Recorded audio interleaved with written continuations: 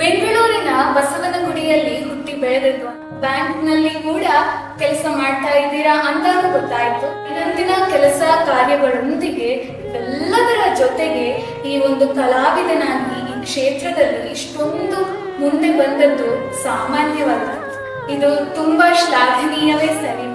ಇದೀಗ ನಮ್ಮ ಜೊತೆ ಆರ್ಟಿಸ್ಟ್ ಆದಂತಹ ಮೀನಾ ಮೋಹನ್ ಮ್ಯಾಮ್ ಅವರಿದ್ದಾರೆ. ಹಾಗೆ ಎಲ್ಲರಿಗೂ ನಮಸ್ತೆ ಹೇಳ್ತಾ ನಾನು ನಿಮ್ಮ ಅನಘಾ ಕಶ್ಯಪ್. ನಮಸ್ತೆ ಮ್ಯಾಮ್. ಗೆರೆ ಎಳಿಯಕ್ಕೂ ಕಷ್ಟ ಆಗ್ತಾ ಇತ್ತು. ನಿಮಗೆ ಮೊದಲೇ ಇಂಟ್ರೆಸ್ಟ್ ಇದ್ದ ಕಾರಣ ನನ್ನ ಕೈಯೆಲ್ಲ ಬರ್ಸ್ಕೊಳ್ಳೋದು, ನಂಗೆ ಬರ್ಕೊಡು ಹಾಗಾಗಿ ಸ್ವಲ್ಪ ಕೆಲವೊಂದು ನಕಾರಾತ್ಮಕ ವಿಷಯಗಳು ಬಂದಿರ್ತದೆ. ಕೆಲವರ ಕಮೆಂಟ್ಸ್ ಆಗಿರ್ಬೋದು, ನಿಮ್ಮ ಬಗ್ಗೆ ಮಾತಾಡೋದಾಗಿರ್ಬೋದು, ಅದನ್ನೆಲ್ಲ ಹೇಗೆ ನೀವು ತೆಗೆದುಕೊಂಡು ಮುಂದುವರೆದ್ರಿ ಮ್ಯಾಮ್? ಹೇಗೆ ಅಂತ ಅಂದರೆ, ಇವಾಗ ನಾವು ಕೆಲ್ಸಕ್ಕೆ ಹೋದಾಗ ಕಲ್ತಿದ್ದು. ಏನಂದ್ರೆ ನಿಮ್ದು ಎಕ್ಸ್ಪ್ರೆಷನ್ ಹಾಗೆ ಒಂದು ಕತೆ ತರಾನೇ ತುಂಬಾ ಚೆನ್ನಾಗಿ ಹೇಳಿದ್ದೀರಿ ಮ್ಯಾಮ್. ತುಂಬ ಸಂತೋಷ. Thank you so much ma'am.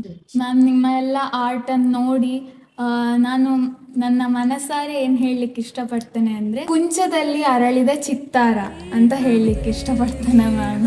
ತುಂಬ, ಯಾಕಂದರೆ ಒಂದಕ್ಕಿಂತ ಒಂದು ತುಂಬ ವಿಭಿನ್ನವಾಗಿದೆ. ಅದು ಐ ಕ್ಯಾಚಿಂಗ್ ತುಂಬ. ನಿಮ್ಮ ತಾಳ್ಮೆಗೊಂದು ಸಲಾಮೆ ಸರಿ. ಎಲ್ಲರ ಪರವಾಗಿ ಮ್ಯಾಮ್ ಹೃತ್ಪೂರ್ವಕ ಧನ್ಯವಾದಗಳು. ತುಂಬ ಸಂತೋಷ. ನಾನು ಇದನ್ನ ಬಹಳ ಚೆನ್ನಾಗಿ ಸ್ವೀಕರಿಸ್ತಾ ಇದ್ದೀನಿ. ಹಾಗೂ ನಾನು ಅನಘಾ ಕಶ್ಯಪ್.